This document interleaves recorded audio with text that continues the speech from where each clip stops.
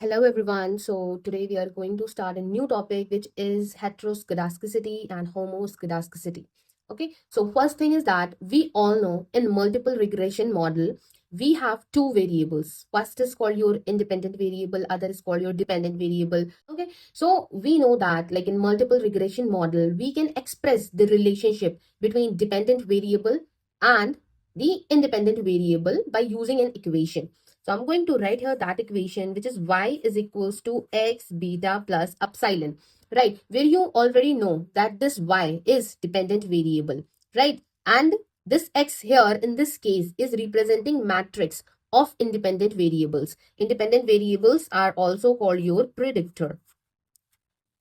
Okay, so this is your multiple regression model, right? Where y is your dependent variable. This is the one we are trying to predict. Okay, and x is representing a matrix of independent variables, which is called your predictor. What is this beta? Beta represent here the coefficient of independent variables. Okay, and epsilon here represent the difference between the actual and the predicted values. This epsilon is also called your error term or disturbance. Okay, so I am just writing here, this is called your error. It is also called your disturbance. Okay, now after that, like after discussing this short statement about your multiple regression model, what is your homoscedasticity? Okay, so basically homoscedasticity means that the variability means variance of error term, that means epsilon is same across all the observations mathematically. That means if I'm going to show you, I can write variance of epsilon I if it is same across all the observations, right? So this means homoscedasticity. Obviously homo means the same, right? Scedasticity means the variance. So homoscedasticity means that the variability or the variance of the error term across all the observation is same. That means variance of epsilon I is equals to sigma, where I is taking value 1 2 dot dot dot up to n, right? So for like this is the one thing that you have to remember.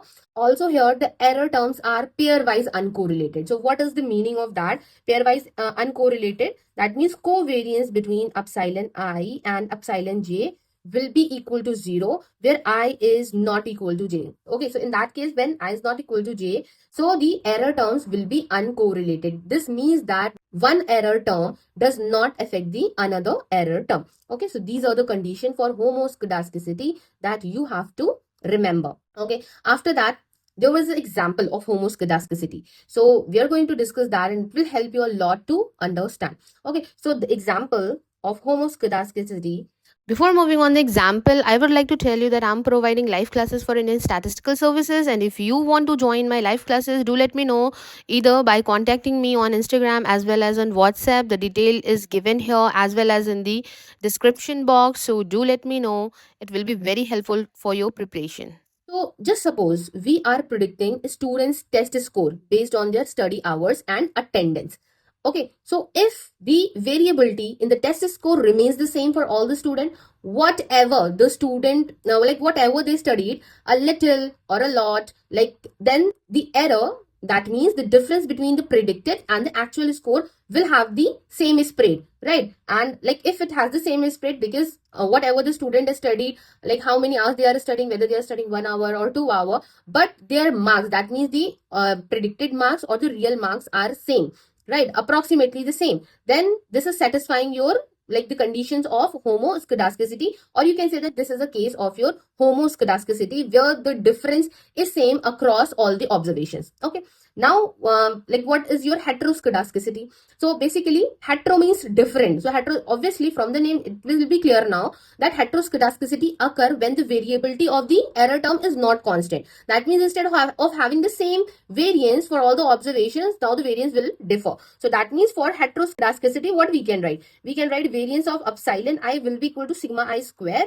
when I is taking value from 1 to up to n, right? So it is like that, just like in the same way as we can see here, the covariance of the error terms are independent. So in the same way here in the heteroscedasticity, we can say that the error terms are uncorrelated. That means covariance of epsilon I and epsilon j will be equal to 0 when I is not equal to j. So this means that while one error term does not influence another, the spread differ across all the observations, right? So this is called your heteroscedasticity. Okay, now again you can consider an example of heteroscedasticity. So now consider a study on a household income and their spending behavior. Okay, so suppose for a low income family, the variation in spending may be small, right? Because they will spend their money according to their income. But however, if you are talking about the high income families that are earning a lot, so obviously their spread habit may vary significantly, because some of them may save money, some of them may like spend money in a large amount, right? So in that case, what we can say that there is a difference between the predicted and the actual spreading. Like you can see the differences, right? So that is why like here we can see a wide spread of high income, like there is a wide spread that you can see in the high income families than as compared to your low income families, because obviously they will spend money according to their income. If they are earning less, they will like spend less amount of money in different products, and obviously those who are earning more will have a different spending, like they will spend money on different items, and according to their income they will spend. Because suppose if someone is earning 1 lakh rupees, right, then maybe their monthly expenditure can be 30,000, 40,000, anything else, right? And the same person who is earning 30,000 rupees per month, so obviously their expenditure will be less as compared to the higher income families. So here in this study you can see for low income families the spending is different, and for the higher families the spending is different. So that is why you can see the different value of variances across all the observations. So this is just depicting the heteroscedasticity. Now we are going to discuss about the covariance matrix. Okay, so here you can see the covariance matrix representation. Okay, so because for homoscedasticity, the covariance matrix will be different as compared to the heteroscedasticity, right? So for homoscedasticity, we know that like in the covariance matrix of disturbances, the diagonal matrix will represent the same element. Like the diagonal of the matrix will represent the same element, just means that variance of epsilon will be equal to sigma square in, where what is this in? This is your n cross n identity matrix, right? This will be your n cross n identity matrix, where you know that all the elements have, like all the elements will be of 1 1 1 1 of the identity matrix, rest of like except the non-diagonal elements. Okay, so here what we can write, like for homoscedasticity we can have like this variance of epsilon I. So directly I'm writing here sigma 1 square 0 0 dot dot dot 0 0 sigma 2 square sigma 2 square 0.